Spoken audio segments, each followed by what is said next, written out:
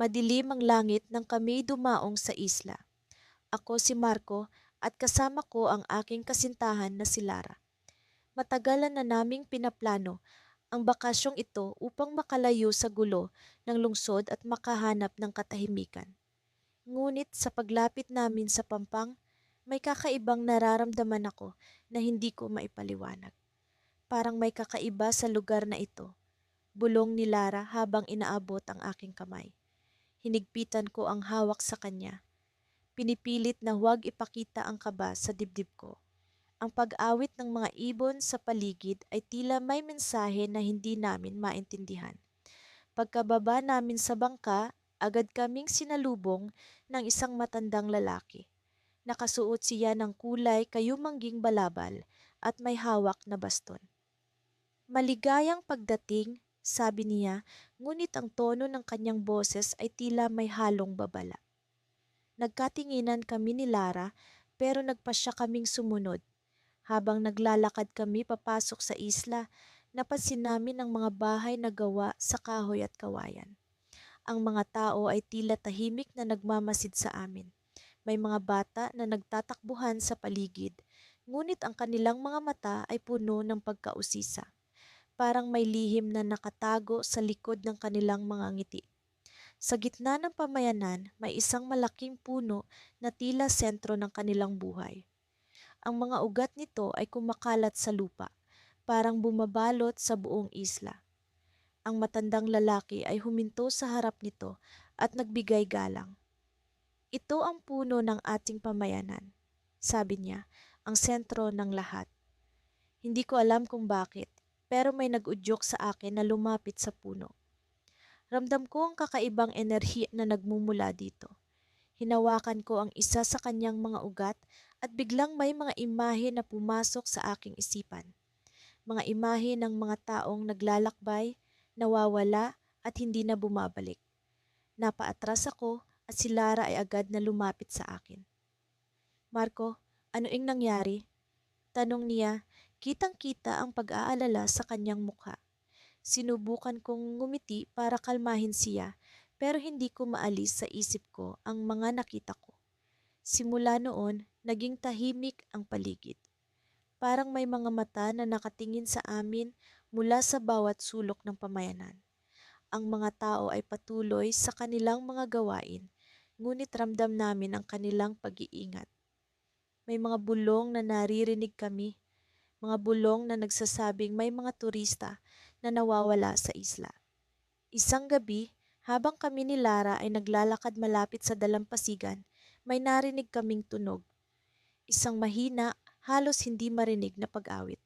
Sinundan namin ito at natagpuan namin ang isang babae na nakaupo sa ilalim ng puno. Ang kanyang mukha ay puno ng lungkot at ang kanyang mga mata ay tila nawawala sa kawalan. Bakit kayo narito? Tanong niya, ang boses ay puno ng hinagpis. Hindi ninyo ba alam na ang lugar na ito ay isang bitag? Bago pa kami makasagot, biglang nag-iba ang hangin. Ang dagat ay tila nagalit at ang mga alon ay nagsimulang sumalpok sa pampang.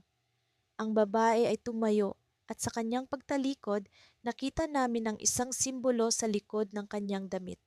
Isang simbolo na hindi namin maunawaan, ngunit ramdam namin ang kapangyarihan nito. Habang nagmamadali kaming bumalik sa aming tinutuluyan, may narinig kaming tunog ng mga paa na sumusunod. Hindi kami nagkamali. May mga anino na naglalakad sa dilim at alam namin na hindi ito simpleng panaginip. Bago kami makapasok sa aming kwarto, may isang tao na biglang humarang sa amin. Ang kanyang mga mata ay puno ng galit at ang kanyang mga kamay ay nakatikom. Hindi kayo dapat narito, sabi niya, ang boses ay puno ng puwersa. At doon, sa ilalim ng kislap ng buwan, natagpuan namin ang sarili sa gitna ng isang misteryo na hindi namin handa. Pagmulat ng aking mga mata, nag-uumapaw ang liwanag ng araw na pumapasok sa mga siwang ng dahon sa itaas. Nagising ako sa ingay ng mga alon na humahampas sa pampang, ngunit ang pinakamatingkad sa lahat ay ang malamig na hangin na humahaplos sa aking pisngi. Mabilis kong naalala ang nangyari kagabi.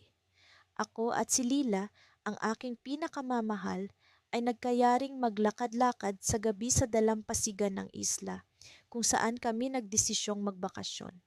Ngunit sa di inaasahang pangyayari, isang malakas na bagyo ang sumiklab at kami napadpad sa hindi pamilyar na bahagi ng isla. Binangon ko ang sarili ko mula sa buhangin, agad na hinanap si Lila. Naroon siya, nakaupo sa isang malaking bato, tila abala sa pagmamasid sa paligid. Nang makita niya akong nagising na, nagmadali siyang tumakbo papalapit sa akin. Salamat naman at gising ka na, sabi niya, bakas sa kanyang mukha ang pag-aalala at pagod. Nakatulog ka ng mahaba, nag-alala ako na baka may masamang nangyari sa'yo. Ngumiti ako kahit pa may kaunting kirot sa aking katawan. Pasensya na, Lila. Siguro dala ng pagod at puyat. Mabuti at ligtas tayong dalawa. Habang patuloy kaming nag-uusap, sinikap naming alamin kung nasaan kami. Ang aming munting isla na tila paraiso ay nagmistulang ibang mundo. Ang mga puno'y mas matataas, ang mga ibon ay may kakaibang himig, at ang kapaligiran ay tila may misteryong bumabalot. Habang naglalakad-lakad kami, napansin namin ang kakaibang mga marka sa lupa. Parang mga bakas ng paa, ngunit iba ang hugis nito. Parang sa tao, ngunit mas mabigat at mas malaki. Kinabahan kami, ngunit hindi namin ito pinansin at nagpatuloy kami sa paghanap ng daan pabalik sa aming tinutuluyan. Hindi nagtagal, narating namin ang isang maliit na clearing sa gitna ng kagubatan. Sa gitna nito, may isang maliit na kubo na gawa sa kahoy at dahon. Nagdadalawang isip kami kung lalapitan ito, ngunit nanaig ang aming kuryosidad. Nang kami lumapit, biglang bumukas ang pinto at isang matandang lalaki ang lumabas. Mga bisita, bati niya sa amin, may ngiti sa labi.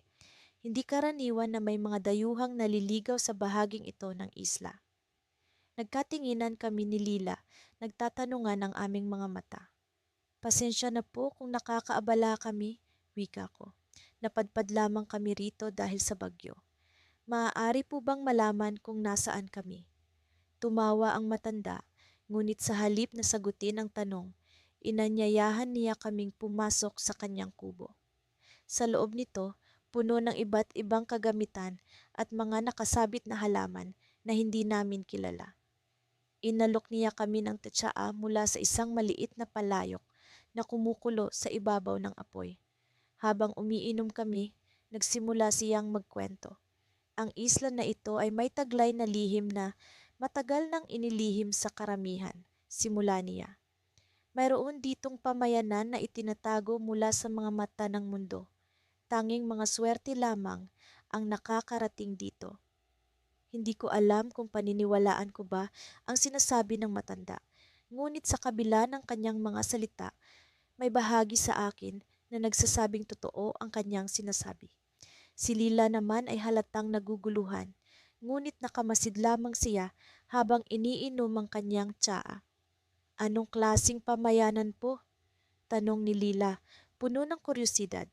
Isang pamayanan na may kapangyarihan, sagot ng matanda, tila sinasadya ang pagkakaroon ng misteryo sa kanyang tinig. Sila'y mga tagapag-alaga ng isla, mga bantay ng kalikasan. Nagtawanan kami ni Lila, ngunit sa likod ng aming mga ngiti ay ang pagkabahala sa hindi maipaliwanag na pakiramdam. May kung anong kakaiba sa isla na ito at hindi namin alam kung ano ang magiging kahulugan nito para sa amin. Matapos ang aming pag-uusap, nagpasya kaming magpaalam at bumalik sa dalampasigan upang ipagpatuloy ang paghahanap ng daan pabalik. Ngunit habang papalayo kami, may kakaibang pakiramdam akong hindi maalis-alis. Parang may mga matang nagmamasid sa amin mula sa dilim ng kagubatan. Bigla, isang malakas na tunog ang umalingaw-ngaw mula sa kalayuan. Isang sigaw na tila ba sa isang nilalang na hindi kami pamilyar. Nagkatinginan kami ni Lila, puno ng takot at pagtataka. Babalik tayo, sabi ko, habang hinigpitan ang pagkakahawak sa kamay ni Lila. Kailangang malaman natin kung ano ang nangyayari. At sa mga oras na iyon, Alam naming ang isla na ito'y may higit pang lihim na hindi pa namin natutuklasan. Habang naglalakad kami ni Lucia sa makitid na daan patungo sa gitna ng isla, hindi ko maiwasang mapansin ang kakaibang katahimikan ng paligid.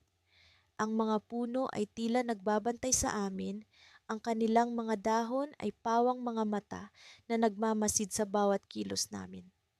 Ramdam ko ang pag-aalala ni Lucia. Hawak niya ang aking kamay ng mahigpit, na para bang natatakot siyang bumitaw. Nagpatuloy kami sa paglalakad, ang aming mga hakbang ay nagpupuno ng katahimikan sa pagitan namin. David, nararamdaman mo ba yon? Tanong ni Lucia habang kami tumigil sa isang maliit na clearing. Ang kanyang boses ay puno ng pagkabalisa. O parang may sumusunod sa atin, sagot ko habang minamasdan ang paligid. Walang tao, ngunit hindi maikakaila ang presensya ng kung anuman. Nagpatuloy kami sa paglalakad hanggang sa marating namin ang isang lumang arko na gawa sa bato. Sa likod nito ay may isang daan na tila bihirang madaanan. Lumapit kami at sa likod ng makapal na mga halaman ay natuklasan namin ang isang maliit na pamayanan na tila nakatago sa mata ng mundo. Ang mga bahay dito ay gawa sa kahoy at bato at ang mga tao ay tila abala sa kanilang mga gawain. Ngunit may kakaiba sa kanila, ang kanilang mga mata ay tila walang buhay at ang kanilang mga galaw ay mekanikal. Lucia, tingnan mo ang mga tao dito. Parang wala silang emosyon. Bulong ko sa kanya habang naglalakad kami sa gitna ng pamayanan. Parang mga puppet. David, natatakot ako, sagot ni Lucia habang humigpit ang kanyang kapit sa aking braso. Habang nagmamasid kami, isang matandang babae ang lumapit sa amin. Ang kanyang mga mata ay tila puno ng lihim at ang kanyang ngiti ay may bahid ng misteryo. Mga banyaga, hindi madalas na may bumibisita sa aming isla, sabi niya. Ang kanyang tinig ay puno ng pag-aalala. Ano ang inyong hinahanap? Nagkatinginan kami ni Lucia, hindi alam kung paano sasagot. Nawawala kami at naghahanap ng daan pa uwi. Sagot ko, umaasang makakahanap kami ng tulong mula sa kanya. Baka ang hinahanap ninyo ay hindi daan pa uwi, kundi ang daan patungo sa inyong kapalaran. Tugon ng matanda na tila may ibig sabihin ng kanyang mga salita. Nagpatuloy kami sa pag-uusap at nalaman namin ang tungkol sa pamayanan, isang lihim na lipunan na matagal nang nakatago mula sa mata ng mundo. Ayon sa matanda, ang mga tao dito ay nabuhay ayon sa sinaunang tradisyon ng kanilang mga ninuno. Ngunit may isang sumpa na bumabalot sa kanila. Ang sumpa ay nagdudulot ng pagkawala ng emosyon at hindi sila makaalis sa isla. Sinabi ng matanda na ang tanging paraan para makaalis ay ang mahanap ang puso ng isla at palayain ang kanilang kaluluwa. David, ano ang gagawin natin? Tanong ni Lucia, ang kanyang mga mata ay puno ng takot, ngunit may bahid din ng determinasyon. Hanapin natin ang puso ng isla. Kung ito ang daan palabas, kailangan nating subukan. Para sa ating kalayaan at para sa kanila, sagot ko, puno ng determinasyon. Naglakbay kami patungo sa gitna ng isla sa tulong ng mga palitandaan na ibinigay ng matanda. Habang papalapit kami, ramdam ko ang kakaibang enerhiya na pumapaligid sa amin. Ang hangin ay tila mas mabigat at ang lupa ay nanginginig sa bawat hakbang namin. Hindi nagtagal ay narating namin ang isang malaking kuweba at sa loob nito ay may isang altar na gawa sa bato na may nakaukit na mga simbolo. David, nararamdaman mo ba yon? Parang may tumatawag sa atin, bulong ni Lucia habang kami ay pumasok sa kuweba. Lumapit kami sa altar at habang inilalapat ko ang aking kamay sa ibabaw nito, biglang lumiwanag ang mga simbolo. Ang kuweba ay napuno ng liwanag at naramdaman ko ang paggalaw ng hangin. Isang malaliwanag na enerhiya ang pumaligid sa amin at sa isang iglap nakita ko ang mga imahe ng nakaraan ng pamayanan, ang kanilang kasayahan, ang kanilang kalungkutan at ang pagkawala ng kanilang emosyon. Lucia, ito ang puso ng isla. Kailangan nating palayain ang kanilang kaluluwa. Sabi ko habang hinahawakan ang kamay ni Lucia. Ngunit sa isang iglap, naramdaman ko ang pag-alis ng kamay ni Lucia sa akin. Paglingon ko, nakita ko siya na may kakaibang ngiti sa kanyang mukha. Ang kanyang mga mata ay puno ng emosyon, ngunit may bahid ng misteryo. David, hindi mo ba naiintindihan? Ako ang susi sa lahat ng ito. Hindi ko maaaring iwan ang isla, sabi ni Lucia. Ang kanyang boses ay puno ng determinasyon. Lucia, ano ang ibig mong sabihin? Tanong ko, hindi makapaniwala sa kanyang mga sinabi. Ngunit bago pa man siya makasagot, isang malakas na hangin ang bumalot sa amin. At sa isang iglap, siya ay nawala. Iniwan akong mag-isa sa gitna ng kuweba, puno ng tanong at takot. Nagising ako sa malamig na simoy ng hangin na dumadampi sa aking pisngi. Ang tunog ng mga alon na humahampas sa dalampasigan ay tila musika ng misteryo sa tahimik na umaga. Si Elisa, ang aking kasintahan, ay nakahiga pa rin sa tabi ko. Mahimbing ang tulog na para bang walang anumang alalahanin sa mundo. Pero sa kabila ng kalmado ng paligid, alam kong may kakaiba sa isla na ito. Matapos ang ilang araw na paglalakbay, hindi ko na mabilang kung gaano karaming beses kaming naglakad sa pampang, hinahanap ang daan pabalik sa sibilisasyon. Ngunit ang isla ay tila isang labirinto. Palaging dinadala kami pabalik sa parehong lugar. Ang mga puno ay nagkukubli sa liwanag ng araw at bawat hakbang ay may kasamang kaba na baka hindi na kami makabalik. Sa gitna ng aming paglalakbay, natuklasan namin ang isang pamayanan na tila nagmula sa ibang panahon. Ang mga tao ay nakasuot ng damit na yari sa mga materyales na tila galing sa kalikasan, balat ng hayop, mga dahon at hibla ng puno. Hindi namin mawari kung paano sila nabubuhay ng hindi nalalaman ng mundo. Mahiwaga ang kanilang mga mata, puno ng mga lihim na tila hindi dapat malaman ng kahit sino. Sa pamayanang iyon, may isang matandang lalaki na palaging nakatingin sa amin. Sa tuwing dumadaan kami, nararamdaman ko ang kanyang mga tingin na tila tumatagos sa aking kaluluwa. Hindi ko maipaliwanag pero may kung anong koneksyon sa pagitan namin. Parang may alam siya na hindi namin alam. Isang araw, habang naglalakad kami sa gilid ng pamayanan, napansin ni Elisa ang isang pinto sa likod ng isa sa mga kubo. Tingnan mo iyon, Liam, sabi niya, itinuturo ang maliit na pintuan na halos natatakpan ng mga baging. Agad kaming lumapit at sa isang iglap ay nasa loob kami ng kubo. Ang loob ay puno ng mga bagay na hindi namin inaasahan, mga larawan ng mga tao, mapa ng isla at isang lumang libro na puno ng mga kwento tungkol sa pamayanan. Habang binabasa ni Eliza ang mga pahina, unti-unti naming naunawaan ang katotohanan sa likod ng pamayanan. Ang isla ay hindi basta-basta isang liblib na lugar. Ito ay isang taguan ng mga taong nagtatangkang tumakas mula sa modernong mundo. Ang mga tao dito ay naniniwala na ang teknolohiya at sibilisasyon ay unti-unting sumisira sa kalikasan. Kaya't nagpasya silang bumuo ng sarili nilang komunidad na malayo sa abala ng syudad. Ngunit may mas malalim pang lihim ang isla. Sa likod ng pamayanan, may isang sinaunang seremonya na kanilang isinasagawa upang mapanatili ang kapayapaan at kaligtasan ng kanilang lugar.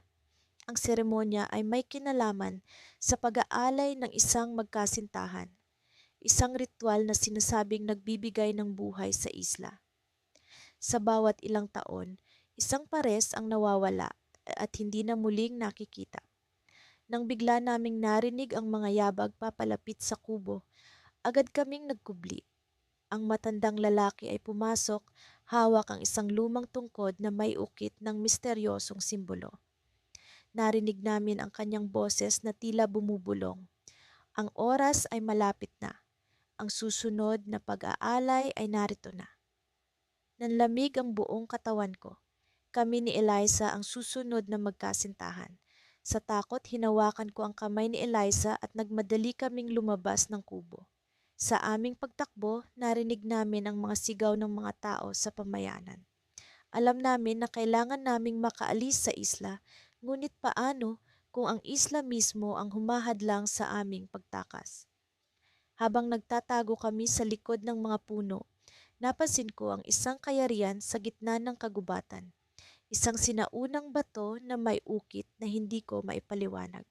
Ang bato ay tila may kakaibang enerhiya at sa paligid nito ay may mga simbolo na katulad ng nasa tungkod ng matandang lalaki.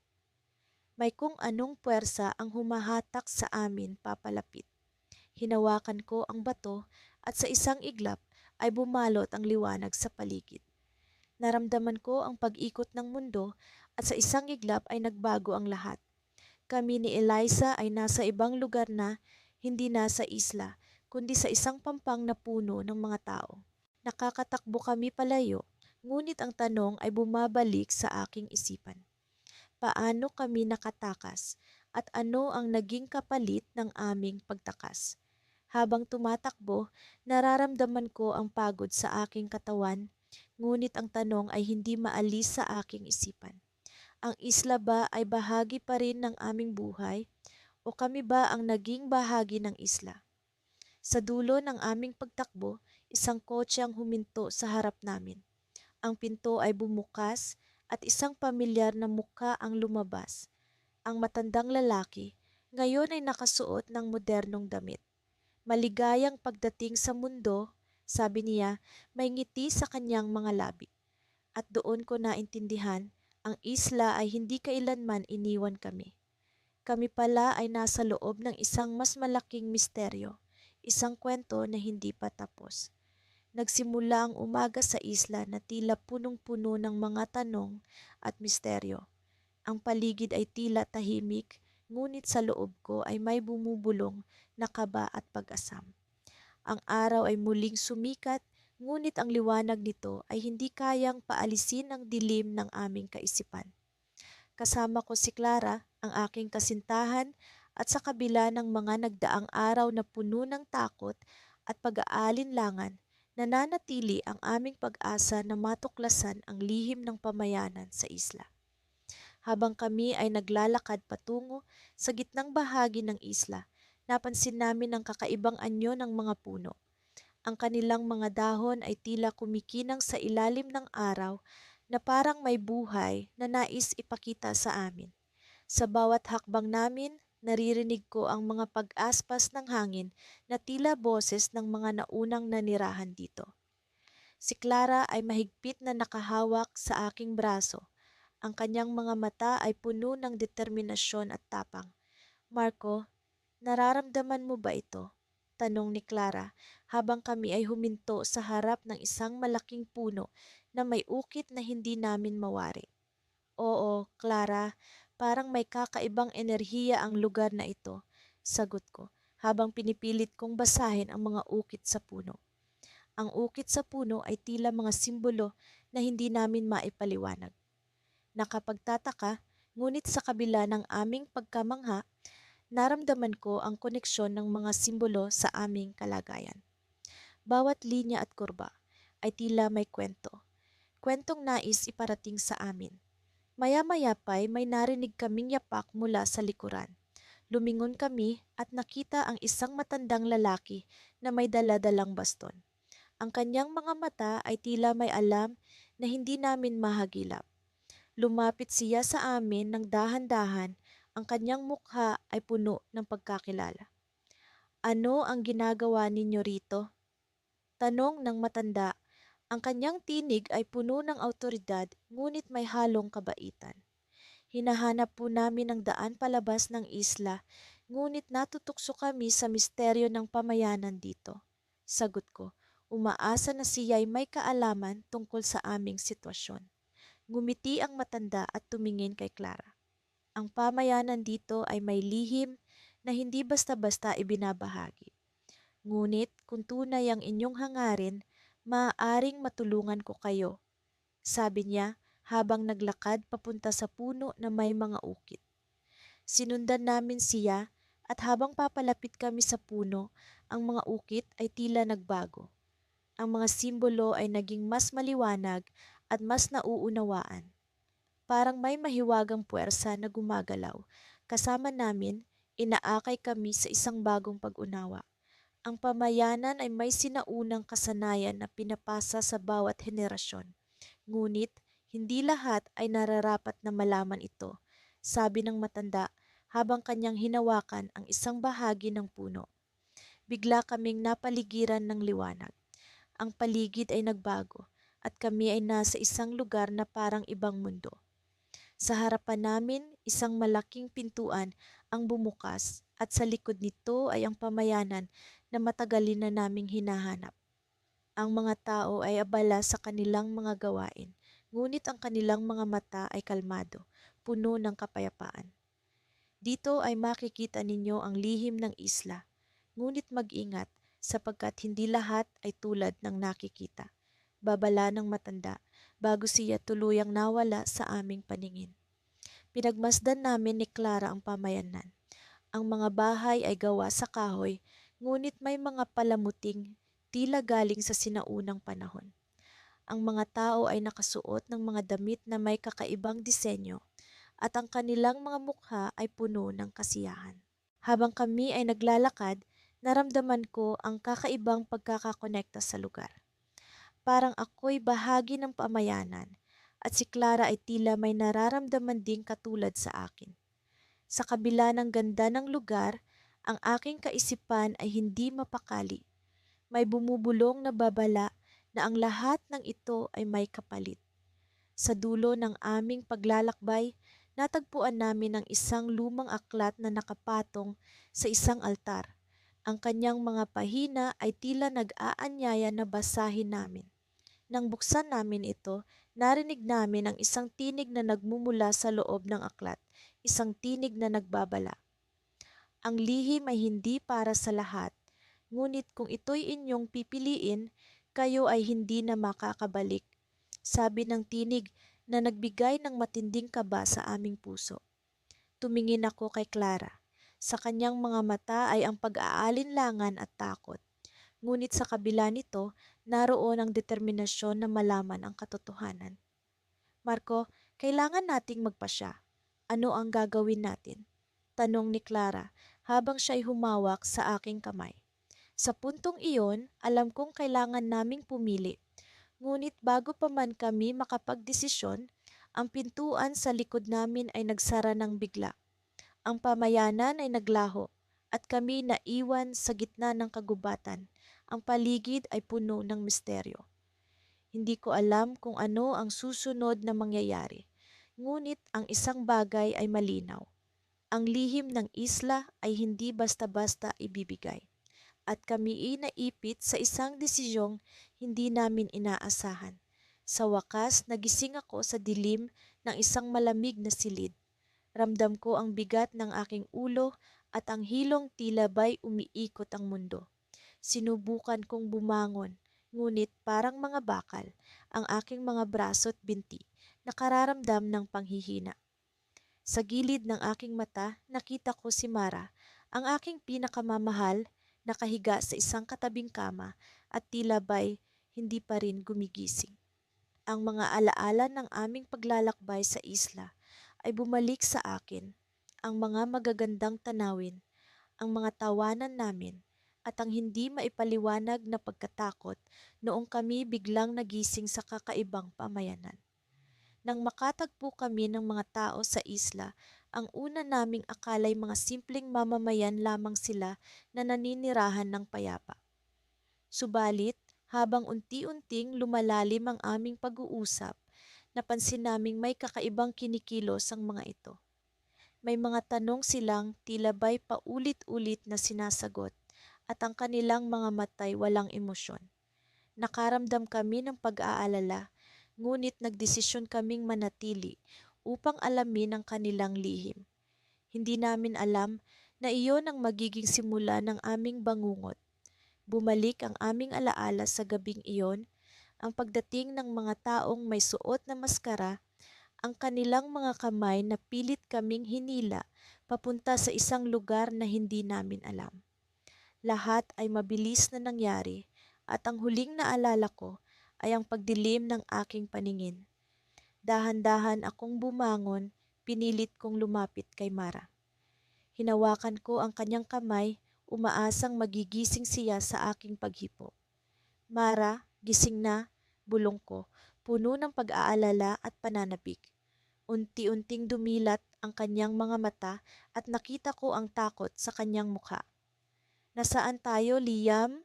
tanong niya habang pilit bumabangon mula sa kanyang pagkakahiga. "Hindi ko alam," sagot ko, "pero kailangan nating makaalis dito."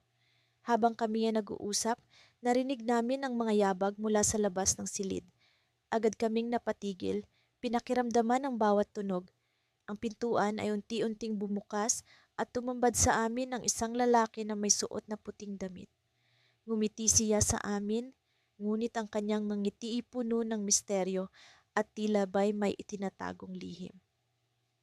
"Gising na pala kayo," sabi niya habang lumalapit. "Huwag kayong mag-alala, ligtas kayo dito." "Anong lugar ito? Bakit kami nandito?" tanong ni Mara, puno ng pag-aalala. "Isang pamayanan na matagal nang nakatago sa mata ng mundo," sagot ng lalaki, "at kayo'y napili upang maging bahagi nito." Hindi ko alam kung ano ang ibig niyang sabihin, ngunit ramdam ko ang panganib sa kanyang mga salita. "Hindi kami interesado," sagot ko, puno ng determinasyon. "Gusto lang naming makaalis." Ngumisi siya at tumingin sa akin. "Hindi ganun kadali, Liam. Maraming nangyari sa isla na hindi niyo pa nauunawaan." Habang iya'y nagsasalita, napansin kong may kakaibang tunog mula sa labas. Isang senyas na tila ba'y naglalaban ang dalawang puwersa. "Ano iyon?" tanong ko habang sinisikap kong tumayo. "Ang pamayanan ay may mga lihim," sagot niya, "at kayo ang susi sa paglalantad ng mga ito." "Bakit kami?" tanong ni Mara habang pilit na bumangon. "Ang inyong pagdating ay nagtulak sa mga pagbabago sa mga rebelde na matagal nang nagtatago." Hindi ko maipaliwanag ang aking nararamdaman, isang halo ng takot at pagdududa.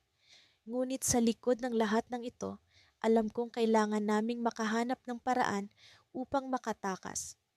"May pag-asa pa ba kaming makaalis?" tanong ko, umaasang may sagot siyang maibibigay. Ngunit bago pa siya makasagot, biglang bumukas ang isang lihim na pinto sa likod ng silid. Tumambad sa amin ang isang grupo ng mga taong may mga sandata. Ang kanilang mga mukha'y puno ng determinasyon. "Sumama kayo sa amin," sabi ng isa sa kanila, habang nagmamadaling lumapit. "Kami ang tunay na mga mamamayan ng isla at handa kaming tulungan kayo." Hindi ko alam kung magkakatiwalaan ba namin sila, ngunit wala kaming ibang pagpipilian. Tumango ako kay Mara at sabay kaming sumama sa grupo. Habang kami tumatakbo palabas, nararamdaman ko ang tibok ng puso ko, ang takot, ang pag-asa, at ang hindi maipaliwanag na pagdududa. Ang isla'y puno ng mga misteryo, at kami nasa gitna ng isang digmaan na hindi namin inaasahan. Sa dulo ng madilim na lagusan, natagpuan namin ang aming sarili sa isang pampang, kung saan ang alon ay tila ba'y umaawit ng kalayaan. Ngunit bago pa man kami makalapit, narinig namin ang pagputok ng baril, isang senyas na ang aming pakikipagsapalaran ay hindi pa tapos. Tumigil kami, nag-aalala kung ano ang susunod na mangyayari. Sa mga sandaling iyon, naramdaman ko ang malalim na pag-ibig ko kay Mara. Hindi kami susuko kahit ano pa ang mangyari. Ngunit sa likod ng aming mga likuran, naririnig ko ang mga yabag ng mga taong nagtatago. Sa dilim, isang senyas na ang lihim ng isla ay hindi pa ganap na nabubunyag. Sa kabila ng dilim ng gabi, pilit kong iniwang ang takot na bumabalot sa aking dibdib. Si Lara, ang aking pinakamamahal, ay nasa tabi ko. At sa kabila ng aming sitwasyon, ang kanyang presensya ay nagbibigay ng kakaibang lakas sa akin. Kaming naglalakad sa makipot at hindi pamilyar na daan sa loob ng mahiwagang isla, Ang aming mga hakbang ay marahang sumasabay sa tibok ng aking puso. Matapos ang ilang oras na paglalakbay, narating namin ang isang lugar na tila ba may kakaibang enerhiya. Dumating kami sa isang maliit na pamayanan na tila nakatago sa mata ng mundo. Ang mga bahay ay gawa sa kahoy at ang mga ilaw ay mula sa mga lamparang langis, naglalabas ng mababang liwanag na siyang nagbibigay ng anino sa mga nakapaligid na puno. Hindi namin maintindihan kung paano kami napunta sa lugar na ito, ngunit naramdaman namin na may malalim na koneksyon ito sa misteryo ng isla. Ang mga tao dito ay tila hindi nababahala sa aming presensya, ngunit may mga mata silang nagmamasid sa amin. Tila ba sinusuri ang aming bawat kilos. Ang kanilang mga mukha ay puno ng tanong at may mga bulong na umaalingaw-ngaw sa hangin. Habang kami naglalakad sa gitna ng pamayanan, isang matandang babae ang lumapit sa amin. Ang kanyang mga mata ay puno ng karunungan at ang kanyang ngiti ay may taglay na kaginhawaan. "Nandito na kayo," sabi niya. "Tila ba hinihintay kami mula pa noong una. Ang inyong pagdating ay hindi nagkataon lamang." Nagkatinginan kami ni Lara, puno ng pagtataka. "Ano ang ibig sabihin ninyo?" tanong ni Lara, pilit na hinahanap ang sagot sa mga mata ng matanda. "Ang isla ay may lihim na hindi maikakaila," tugon ng matanda. "Ang bawat kaluluwang nawawala rito ay may layuning dapat tuparin. May mga pangyayaring hindi ninyo inaasahan, ngunit ang inyong pag-ibig ang magiging susi." Sa kabila ng kanyang mga salitang puno ng palaisipan, naramdaman kong may katotohanan sa kanyang sinasabi. Ang isla na ito ay hindi lamang basta isang lugar, ito ay tila isang buhay na nilalang na may sariling layunin. Ang misteryo nito ay nakaangkla sa aming kapalaran. Habang kami nag-uusap, narinig namin ang tinig ng isang batang umiiyak mula sa hindi kalayuan. Agad naming sinundan ng tinig at natagpuan namin ang isang bata na nakaupo sa ilalim ng puno. Ang kanyang mga mata ay puno ng luha. "Ano ang nangyari sa iyo?" tanong ko habang lumalapit sa kanya. "Mama, Papa," sambit niya, tila ba nawawala sa kanya ang kanyang mga magulang. Agad kong naalala ang sarili kong karanasan noong bata pa ako, ang takot ng mawalan ng mahal sa buhay. "Nandito kami para tumulong," sabi ko, at niyakap ko siya, pinaparamdam na hindi siya nag-iisa. Habang inaalo namin ang bata, may naramdaman akong kakaibang enerhiya na nagmumula sa lupa. Ang pamayanan ay tila may buhay na umaagos mula sa kalikasan. Sa bawat paghinga ko, nararamdaman ko ang tibok ng isla na tila ba kinakausap kami. Napatingin ako kay Lara at sa kanyang mga mata ay nakita ko ang parehong pag-unawa. Ang isla ay hindi lamang isang lugar na puno ng misteryo. Ito ay may sariling kwento na kailangan naming tuklasin. Sa gitna ng aming pagninilay, biglang may narinig kaming mga yapak. Ang mga tao sa pamayanan ay nagtipon sa gitna ng plaza, ang kanilang mga mukha ay puno ng pagkasabik. Sa gitna nila, may isang tao na pumukaw sa aming pansin. Isang lalaki na may matipunong katawan, ang kanyang mga mata ay tila ba kakilala kami mula pa noong una. "Lara, halika," bulong niya habang inilalapit ang kanyang kamay. Tila ba may koneksyon sila na hindi namin maipaliwanag. Nagulat ako at sa sandaling iyon, naramdaman kong mayroong hindi tama. Sino ang lalaking ito? Bakit may kakaibang pagkakakilala siya kay Lara? Pilit kong hinahanap ang sagot sa kanyang mga mata, ngunit ang kanyang ekspresyon ay puno ng lihim. Sa paglapit ni Lara sa lalaki, naramdaman ko ang biglaang lamig na bumalot sa akin.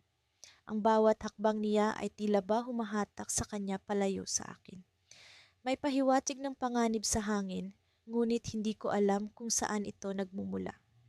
Sa huling sandali, bago tuluyang magtagpo ang kanilang mga kamay, isang malakas na hangin ang bumalot sa paligid, nagdala ng mga bulong mula sa kalikasan.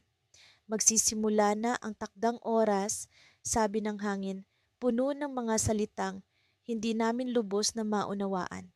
Sa kabila ng lahat, ang puso ko ay puno ng pag-asa. Alam kong ang aming paglalakbay ay hindi patapos at sa pag-usad ng kwento, ang pag-ibig namin ni Lara ang magiging gabay sa gitna ng misteryo at panganib na bumabalot sa isla. Ngunit sa sandaling iyon, alam kong ang aming kapalaran ay nakatali sa mga lihim ng pamayanan. Ang mga sagot ay naroon, naghihintay lamang na aming tuklasin. Mula sa kabila ng makakapal na mga dahon at sanga ng gubat, ang liwanag ng araw ay tila nagkukubli sa amin, bumubuo ng isang maze ng mga anino. Naririnig ko ang marahang paghinga ni Luna sa aking tabi, ang takot at pagod na bumabalot sa amin. Habang patuloy kaming naglalakad, umaasa na ang aming mga hakbang ay magdadala sa amin sa kasagutan sa misteryo ng islang ito. Matagal na tayong naglalakad, Daniel. Sigurado ka bang tama ang direksyon natin? Tanong ni Luna. Ang kanyang boses ay may halong kaba at pag-aalinlangan. Oo, Luna. Natatandaan mo ang mga palatandaan na nakita natin kanina. Sabi ni Mang Elias, ang mga ukit na iyon ang magdadala sa atin sa pamayanan. Sagot ko, pilit na pinapanatili ang aking kumpiyansa, kahit na ang puso ko'y nag-aalanganin. Nagsimula ang lahat ng magdesisyon kaming ang magpunta sa islang ito para sa isang simpleng bakasyon. Ngunit sa halip na mapayapang pamamahinga, natagpuan namin ang aming sarili sa gitna ng isang misteryo, isang pamayanan na tila pamuso sa mga kwento ng matagal nang nawawala at hindi na bumabalik. Bigla kaming huminto nang makarinig ng kaluskos sa aming likuran. Agad kong hinawakan ang kamay ni Luna. Pinipigilan siya sa paggalaw. Pinakiramdaman namin ang paligid, ngunit wala kaming makitang anumang kakaiba. Bumubulong ang hangin sa mga dahon, parang may mga lihim na ikinukwento na hindi namin maunawaan. Daniel, baka ito na ang oras para bumalik. Hindi ko alam kung tama ang ginagawa natin, sabi ni Luna. Ang kanyang mga mata ay naglalambing. Pero may halong takot. Nag-isip ako ng saglit bago sumagot. Alam kong delikado, pero kailangan natin malaman ang totoo.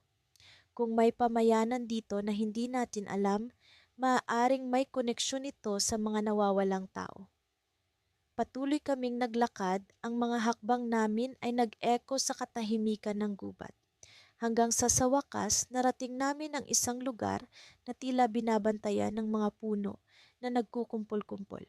Sa gitna nito ay nakita namin ang isang arko, yari sa kahoy at may mga ukit na kakaiba. Ang mga simbolo ay hindi pamilyar pero tila may kwentong gustong ipahayag. Narito na tayo, bulong ko kay Luna, sabay hila sa kanya papasok sa ilalim ng arko. Sa likod ng arko, bumungad sa amin ang isang pamayanan. Maliit at simple, pero may kakaibang aura na tila lumalampas sa hangganan ng oras. Ang mga tao ay abala sa kanilang gawain, bawat isa ay may nangiti sa labi, pero sa kabila ng mga nangiting iyon ay may pagkasindak na hindi maitatago. Lumapit sa amin ang isang matandang lalaki. Ang kanyang mga mata ay puno ng karunungan at misteryo. Maligayang pagdating sa aming tahanan. Hindi ko inaasahan ang inyong pagdating, ngunit narito na kayo, sabi niya, ang kanyang boses ay may halong pagkakilala at pagtanggap. Nagpakilala kami ni Luna, nagtataka sa kanyang mga mata na parang alam na niya kung sino kami. Ano po ang meron dito? Bakit po maraming nawawala sa isla? Tanong ni Luna, pilit na inaabot ang kanyang pag-usisa. Ngumiti ang matanda, tila may alam siyang lihim na hindi niya agad ibabahagi. Mahalaga ang inyong pagdating, ngunit bago ang lahat, kailangan ninyong malaman ang aming kwento. Ang pamayanan namin ay tagong paraiso, ngunit may kapalit ang bawat kasaganaan. Narito kami upang protektahan ang mga lihim ng isla at kayo ang susi sa pag-unlock nito. Nagkatinginan kami ni Luna. Ang aming mga puso ay sabay na kumabog sa kaba. Hindi namin alam kung ano ang susunod na mangyayari, Ngunit ang aming mga damdamin ay nagtutulak sa amin na manatili at alamin ang buong kwento. Habang ang matanda ay nagsimulang magkwento, bigla kaming nakaramdam ng kakaibang presensya. Sa gilid ng aming paningin ay may anino na gumagalaw, mabilis at tahimik. Hindi namin mawari kung tao o hayop, ngunit alam namin na hindi kami nag-iisa. Bilang bahagi ng aming pamayanan, kailangan ninyong harapin ang tunay na panganib ng isla. Lahat ng ito ay may dahilan at kayo ang magiging susi sa aming kaligtasan. Patuloy ng matanda, ang kanyang mga mata ay puno ng pag-asa at babala.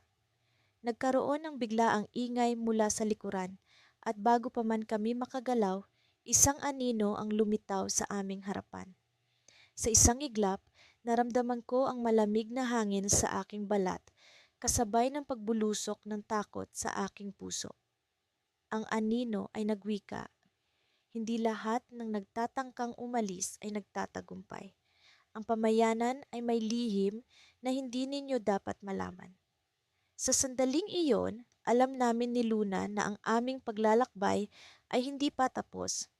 Ang aming pagnanasa na malaman ang lihim ng isla ay naging mas matimbang sa takot. Ngunit sa likod ng bawat hakbang ay naroon ang banta ng isang hindi maipaliwanag na panganib. Sa aming pagharap sa pamayanan, isang bagay ang naging malinaw, ang aming kwento ay nagsisimula pa lamang at ang aming kapalaran ay nakatali sa mga lihim na hindi pa namin lubos na nauunawaan. Sa kabila ng mga alon at hangin na tila may kinikimkim na lihim, nagpatuloy kami ni Lara sa aming paglalakbay sa mapanglaw na dalampasigan. Ang araw ay nagbabadya ng pagtilaok, ngunit sa halip na liwanag ay tila ba naglaho ito sa likod ng mga ulap na nagkukubli ng mga misteryo ng isla. Sa bawat hakbang namin sa buhanginan, ramdam ko ang paglalim ng aming pagsisiyasat sa lugar na ito. Ang aming hanap ay hindi lamang ang daan pauwi, kundi ang kasagutan sa mga katanungan na bumabalot sa aming isipan. Hindi ba't kakaiba ang isla na ito, Leo? Tanong ni Lara habang iniabot ang kanyang kamay sa akin. Ang kanyang mga mata ay puno ng kuryosidad na tila ba naglalagablab na apoy. Oo, Lara. Parang may kakaibang enerhiya ang lugar na ito. Tugon ko habang pinagmasdan ang paligid na tila may sariling buhay. Ang mga puno, nagtataas ang parang mga bantay, ay tila nag-uusap sa pamamagitan ng kanilang mga dahon. Ang hangin, may dalang awit na hindi namin mabatid ang pinagmulan. Sa aming paglalakad, napansin namin ang isang bakas sa buhangin. Mga yapak na tila ba nauna sa amin.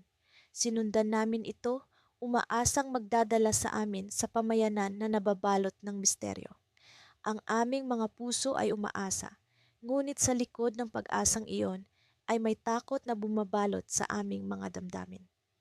Ano ang naghihintay sa amin sa dulo ng landas na ito? Habang lumalalim ang gabi, isang liwanag ang nagpakita mula sa kagubatan. Hindi ito liwanag ng buwan, kundi isang tila sinadyang ilaw na may direksyon. Nagmadali kaming naglakad patungo rito.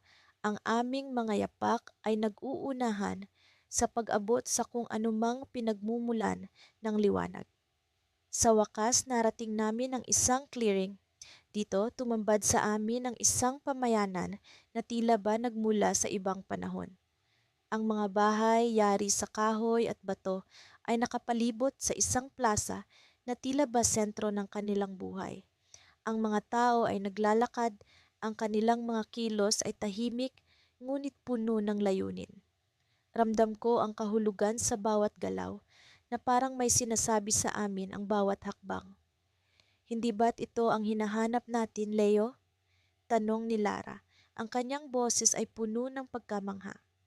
Oo, pero bakit tila walang nagpapakita ng pagkagulat sa atin? Sagot ko habang sinusubukan kong unawain ang mga mukha ng mga taong naglalakad sa paligid. Sila ba'y nagtatago ng isang lihim o sadyang sanay na sa mga bisita tulad namin? Biglang may lumapit sa amin, isang matandang lalaki na ang itsura ay parang nagmula sa panaginip. Ang kanyang mga mata ay tila nakakakita sa kabila ng pisikal na anyo at ang kanyang ngiti ay puno ng kabaitan. Maligayang pagdating, wika niya, ang kanyang boses ay puno ng misteryo. Ako si Mang Isko, tagapamagitan ng pamayanan na ito. Sa wakas may nagpakita sa amin, sagot ko. Ano po ba ang lugar na ito, Mang Isko? Ang isla na ito ay tahanan ng mga taong nagtatago mula sa mundo. Kami ay may sariling landas at ang aming pamayanan ay puno ng lihim na hindi maaaring isiwalat sa kung sino man. Paliwanag niya, ang kanyang mga mata ay nagniningning sa liwanag ng mga bituin. Lihim? Ano ang ibig ninyong sabihin? Tanong ni Lara, ang kanyang boses ay puno ng pag-aalinlangan. May mga bagay na hindi maipapaliwanag ng simpleng salita. Subalit may isang bagay na dapat ninyong malaman. Ang inyong pagdating ay hindi aksidente, sagot ni Mang Isko. Ang kanyang boses ay tila ba may sinasabi na hindi namin lubos na maunawaan. Bakit po? Ano ang ibig ninyong sabihin? Tanong ko. Ang aking puso ay nag-aalab sa damdamin ng pag-aalinlangan. Bawat hakbang na ginawa ninyo ay bahagi ng isang mas malaking plano. Ang pamayanan na ito ay may kasaysayan na may kinalaman sa inyong pagdating. Wika ni Mang Isko. Ang kanyang mga mata ay tila ba may gustong ipakita na hindi namin lubos na makita. Napatingin ako kay Lara, ang kanyang mga mata ay puno ng takot at pagkalito. Sa sandaling iyon, naramdaman ko ang bigat ng mga katotohanang hindi pa namin lubos na nauunawaan. Ang aming paglalakbay na nagsimula bilang isang simpleng pagtakas ay tila ba nagiging bahagi ng isang mas malaking kwento. Habang naglalakad kami papunta sa loob ng pamayanan, isang tunog ang biglang pumukaw sa aming pansin. Isang pagputok na nagmula sa kalayuan. Ang mga tao ay nagmadaling naglakad patungo sa pinagmulan ng ingay. Ang kanilang mga mukha ay puno ng takot. Anong nangyayari? Tanong ni Lara habang nagmamadali naming sinundan ang mga tao. Habang papalapit kami sa pinagmulan ng tunog, isang anino ang bumalot sa aming paligid. Isang piraso ng papel ang bumagsak sa aking harapan, may nakasulat na mga salitang hindi maipaliwanag. Ang mga salitang iyon ay tila ba may kahulugan na hindi namin lubos na maunawaan, ngunit nag-iwan ng tanong sa aming isipan. Ano ang lihim ng isla na ito at paano kami magiging bahagi ng kwentong iyon? Sa aming paglalakbay, ang bawat hakbang ay tila ba nagiging bahagi ng isang mas malaking misteryo na naghihintay ng kasagutan.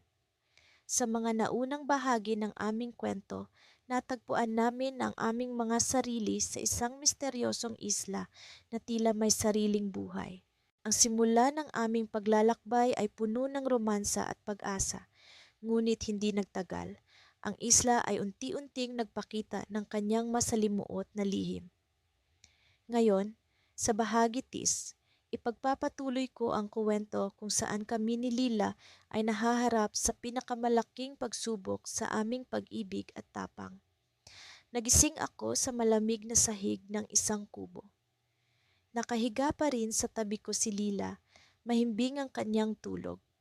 Sa kabila ng mga panganib na nagbabadya sa paligid, ang kanyang presensya ay nagbibigay sa akin ng kakaibang kapanatagan. Ngunit alam kong wala kaming oras para sa pahinga. Kailangan naming alamin ang katotohanan sa likod ng misteryosong pamayanan sa loob ng isla. Alex, bulong ni Lila habang gumigising. Anong plano natin? Tumayo ako at tumingin sa labas ng maliit na bintana ng kubo. Ang liwanag ng araw ay naglalaro sa mga dahon ng mga puno, tila normal at payapa, ngunit alam kong mayroong bagay na nakatago sa likod ng kaaya-ayang tanawin na iyon. Kailangan nating hanapin ang sentro ng pamayanan. Alam ko na mayroong isang lugar kung saan sila nagtatagpo. Sagot ko, puno ng determinasyon. May narinig akong bulong-bulungan tungkol sa isang lihim na seremonya na ginaganap tuwing kabilugan ng buwan. Naisip kong maaari itong maging susi sa aming pagtakas. Kung makikita namin ang seremonya, baka matuklasan namin ang kahinaan ng pamayanan. Naglakbay kami ni Lila sa makikipot na landas ng kagubatan. Bawat hakbang ay may halong kaba at pag-asa. Ang hangin ay malamig at ang mga tunog ng kalikasan ay tila may mga kurot sa aming damdamin. Habang papalapit kami sa gitna ng isla, unti-unting lumilinaw sa amin ang mga kakaibang tunog na nagmumula sa isang lugar na tila pinagmumulan ng enerhiya. Sa wakas, narating namin ang isang malawak na clearing. Sa gitna nito, may malaking altar na yari sa bato, napapalibutan ng mga taong nakasuot ng puting kapa. Ang kanilang mata ay nakapikit, tila nasa kalagitnaan ng isang pagbubulay-bulay. Sa pagitan nila ay isang matandang lalaki na may hawak na isang sinaunang libro. Bumibigkas siya ng mga salitang hindi namin maunawaan. Humakbang kami patungo sa gilid ng clearing, nagmamasid mula sa likod ng makakapal na mga puno. Ramdam ko ang pagbilis ng tibok ng aking puso. Nasa tuktok kami ng isang mahigpit na bangin ng kapahamakan o tagumpay. Alex, tingnan mo, bulong ni Lila habang itinuturo ang isang kakaibang simbolo sa altar. Isa itong intricate na ukit na tila sumasagisag sa isang pusa at ahas na magkasama. Bigla akong naramdaman ang bigat ng pagkakaugnay nito sa mga nakaraang pangyayari sa isla. Habang patuloy kami sa pagmamasid, biglang nagbago ang hangin. Sa isang iglap, ang seremonya ay nagkaroon ng kakaibang pagbabago. Ang mga tao sa paligid ay nagising, at ang kanilang mga mata ay nagkaroon ng kakaibang ningning. Ang matandang lalaki ay tumigil sa kanyang pagbigkas at tumingin sa direksyon namin. May mga panauhin tayo, sabi niya, na may bahagyang ngiti sa kanyang mukha. Bago pa kami makagalaw, naramdaman kong naipit kami sa isang hindi nakikitang puwersa. Alex, hindi tayo makagalaw, sigaw ni Lila habang pilit na kumakawala sa hindi maipaliwanag na puwersa. Nang biglang umalingaw-ngaw ang isang malakas na tunog mula sa altar, isang liwanag ang pumuno sa paligid.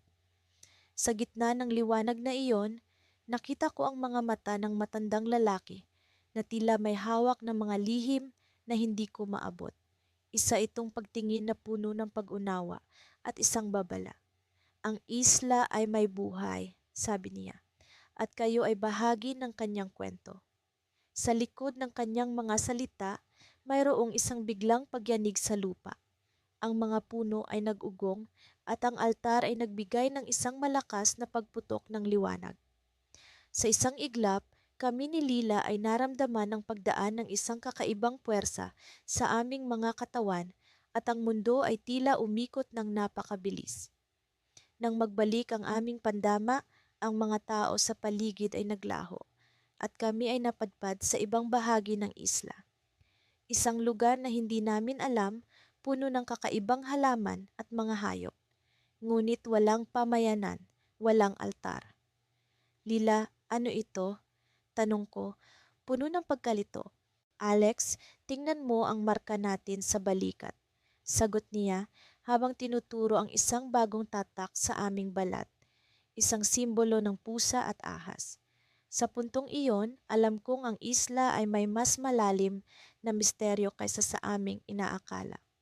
At kami ni Lila ay naging bahagi nito sa paraang hindi namin inaasahan, isang kuwento na hindi pa tapos na puno ng mga tanong na naghihintay ng mga sagot. Ang mga alon ng dagat ay tila may sariling buhay, malakas at walang pakundangan sa paghamon sa aming bangka. Ang kalmadong dagat na naghatid sa amin sa isla ay ngayon naging kalaban. Ngunit sa loob ng bangkang iyon, sa likod ng pagod na katawan at nanginginig na mga kamay, nandoon ang hindi matitinag na pag-asa ni Alina. Siya ang nagbibigay liwanag sa madilim kong daan, ang tanging pag-asa na hindi nauupos kahit pa sa mga oras ng pangamba. Malapit na tayo, Mateo. Ramdam ko, bulong ni Alina habang pilit na itinatago ang kaba sa kaniyang tinig. Sa kabila ng kanyang pagod, nandoon ang determinasyon sa kanyang mga mata. Ako ay palaging nahuhuli sa kaniyang lakas ng loob. Ngunit ngayon, higit kailanman ay kailangan kong maging matatag para sa kanya. Matapos ang ilang oras ng paglalayag, sa wakas ay narating namin ang pampang ng isla. Hindi ito ang karaniwang isla na dinarayo ng mga turista. Ito ay tila isang lihim na daigdig na puno ng misteryo. Ang mga puno ay may kakaibang anyo at ang hangin ay tila may daladalang kwento na hindi ko pa nauunawaan. Mateo, tingnan mo ang mga bakas ng paa sa buhangin, sabi ni Alina habang itinuturo ang mga ito. Hindi kami ang unang mga tao sa islang ito at sigurado akong hindi rin kami ang huli. Sinundan namin ang mga bakas, umaasa na magdadala ito sa amin sa mga sagot na aming hinahanap.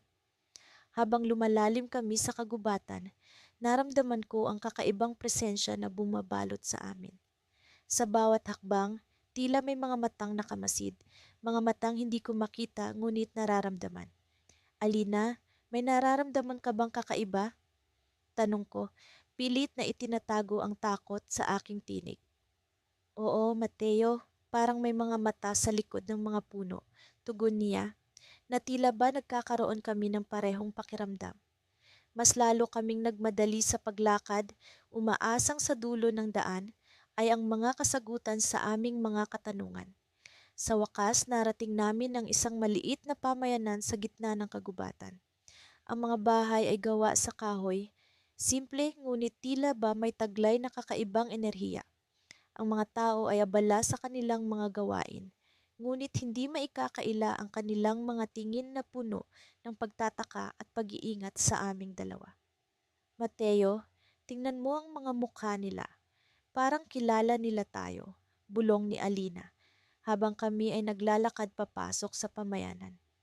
Hindi ko maipaliwanag, ngunit may pakiramdam akong hindi kami mga estranghero sa lugar na ito.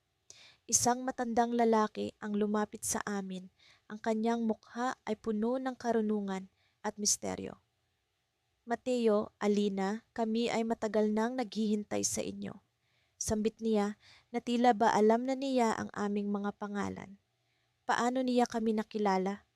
Ang tanong na ito ay tila isang bomba sa aking isipan. Paano niyo kami nakilala? Tanong ko, pilit na hinahanap ang mga sagot sa kanyang mga mata. Ang inyong pagdating ay nakatadhana. Ang isla na ito ay bahagi ng inyong nakaraan, bahagi ng inyong kinabukasan. Sagot ng matanda. Ang kanyang mga salita ay tila mga piraso ng palaisipan na nag-uudyok sa akin na hanapin ang mas malalim na kahulugan. Sa gitna ng pag-uusap, biglang nagbago ang ihip ng hangin. Ang mga tao sa pamayanan ay nagsimulang magtipon sa gitna ng plaza, tila may mahalagang mangyayari. Kami ni Alina ay sumunod sa kanila, hindi maipaliwanag, ngunit parang hinihila kami ng isang hindi nakikitang puwersa. Isang seremonya ang nagaganap, isang ritual na tila ba isinagawa na dati ngunit ngayon lamang namin nasaksihan. Ang matandang lalaki ay nasa gitna, hawak ang isang sinaunang aklat na puno ng mga simbolo. Mateo, Alina, ang inyong pagdating ay simula ng isang bagong yugto. Sambit niya habang binubuksan ang aklat. Sa pagbukas ng aklat, isang matinding liwanag ang bumalot sa buong pamayanan. Ang liwanag na iyon ay tila nagbigay sa amin ng mga alaala na hindi namin alam na mayroon kami. Sa mga alaala, nakita namin ang aming mga sarili, ngunit hindi bilang Mateo at Alina. Kami ay bahagi ng pamayanan, bahagi ng kasaysayan na ngayon lamang nabuksan sa aming mga mata. At sa gitna ng liwanag, isang imahe ang nagpakita, isang imahe ng isla na puno ng kasaysayan at mga lihim. Ngunit ang pinakamahalaga, isang imahe ng pag-asa at pag-ibig na hindi matitinag kahit pa sa gitna ng mga pagsubok. Biglang naglaho ang liwanag at ang pamayanan ay bumalik sa normal. Ngunit para sa amin ni Alina, ang lahat ay nagbago. Ang isla na ito ay hindi lamang isang lugar ng misteryo. Ito ay bahagi ng aming pagkatao, bahagi ng aming pag-ibig. Ngunit sa likod ng lahat ng ito, isang tanong ang hindi maalis sa aking isipan.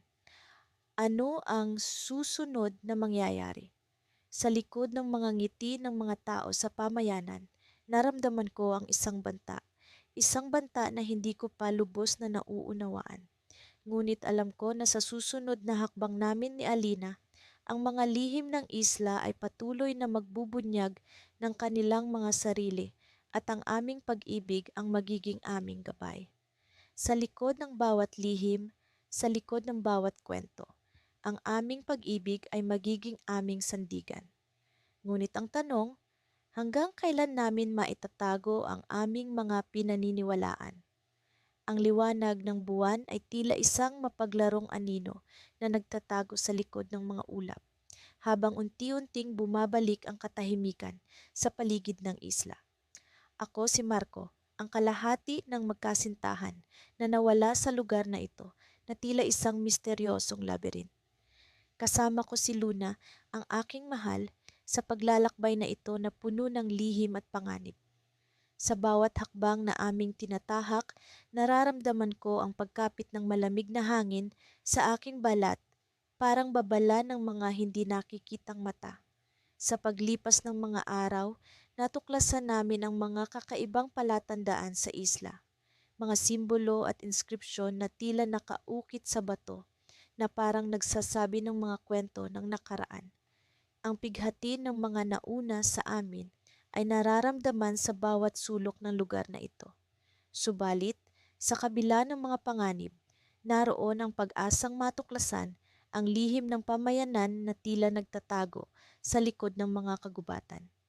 Isang gabi, habang kami ni Luna ay nakaupo sa tabi ng isang ilog, biglang may narinig kaming kaluskos sa likuran. Agad kaming napalingon at doon ay nakita namin ang isang matandang lalaki na nakatayo sa gilid ng mga puno. Ang kanyang mga mata ay tila puno ng hiwaga at ang kanyang nangiti ay may kasamang pag-aalala. Marahil ay hinahanap ninyo ang pamayanan, wika niya na ikinagulat namin. Ngunit mag-ingat sapagkat hindi lahat ng naririto ay ayon sa inaakala. Nagtanong si Luna ng tungkol sa pamayanan. Saan sila nagtatago? Ano ba talaga ang lihim ng lugar na ito? Ngunit bago pa man makasagot ang matanda, bigla siyang tumalikod at naglakad papunta sa gitna ng mga puno. Para siyang isang anino na unti-unting nilalamon ng kadiliman. Sa kabila ng aming pag-aalala, naramdaman ko ang kakaibang kaginhawaan sa kanyang presensya, parang may bagong pag-asa na sumisibol. Nagpasya kaming sundan siya sapagkat naramdaman namin na siya ang susi sa aming mga tanong. Habang kami ay naglalakad, ang mga puno ay tila buhay na nagmamasid sa amin. Ang mga tunog ng kuliglig at huni ng ibon ay naging musika ng aming paglalakbay. Sa wakas, narating namin ang isang lugar na napapalibutan ng mga bato at sa gitna nito ay may isang lumang simbahan na tila matagal nang iniwan. Pumasok kami sa loob at doon ay nakita namin ang mga larawan at mga rebulto na tila nagkukwento ng isang sinaunang pamayanan. Ang mga mata ni Luna ay nagniningning sa pagkamangha. Ito ba ang pamayanan? Tanong niya habang hinahaplos ang isang lumang litrato na nakabitin sa pader. Biglang narinig namin ang mga yabag ng paa mula sa likuran. Napalingon kami at doon ay nakita namin ang matanda. Ngunit ngayon ay may kasama siyang iba pang mga tao. Ang kanilang mga mukha ay puno ng kagandahan at misteryo, parang mga tauhan sa isang kwento na matagal nang nakalimutan. Welcome sa aming mundo, sabi ng isang babae na may mahaba at kulot na buhok. Kami ang pamayanan na hinahanap ninyo. Ang kanyang tinig ay puno ng lambing at pagtataka. Ang kanilang presensya ay nagbigay sa amin ng pakiramdam ng pagkakaugnay na hindi namin maipaliwanag. Parang may koneksyon kami sa kanila sa kabila ng pagiging estranghero. Ngunit sa kabila ng pagtanggap, naramdaman ko ang kakaibang kaba sa aking dibdib. Lahat ng ito ay tila masyadong perpekto, masyadong maganda para maging totoo. Habang kami ay nag-uusap, napansin ko ang isang kakaibang inskripsyon sa pader na tila nagtatago ng babala. Sa aking paglapit, biglang lumiwanag ang paligid at ang mga tao ay nagkakagulo. Narinig ko ang isang pabulong na tinig. Hindi lahat ng nakikita ay totoo. Mag-ingat sa iyong mga hakbang. Ang pader ay biglang bumukas at ang mga tao sa pamayanan ay nagsimulang maglaho na parang usok. Si Luna ay nasa tabi ko, ngunit bago pa man ako makapagsalita, biglang bumagsak ang lupa sa ilalim ng kanyang mga paa. Isa siyang nalulunod na pangarap na pilit kong abutin. Sa isang iglap, nawala si Luna sa akin at ang paligid ay muling naging marahas na katahimikan. Ang pamayanan na inaakala naming ligtas ay naglahong parang bula. Ako ay nag-iisa at naramdaman ko ang malamig na hangin na tila sumasakal sa akin. At doon ko napagtanto, ang pamayanan ay isang ilusyon lamang. Ang kanilang lihim ay hindi lamang tungkol sa mga kwento ng nakaraan, kundi pati na rin sa mga kwento ng mga nawawala. Ang twist sa kwento ng isla ay hindi lamang tungkol sa pagtuklas, kundi pati na rin sa pagkawala. Sa likod ng mga ngiti, naroon ang panganib na hindi ko inaasahan. Ngunit ang tanong na bumabagabag sa akin ngayon ay, paano ko babawiin si Luna mula sa isang mundo na hindi ko lubos na nauunawaan?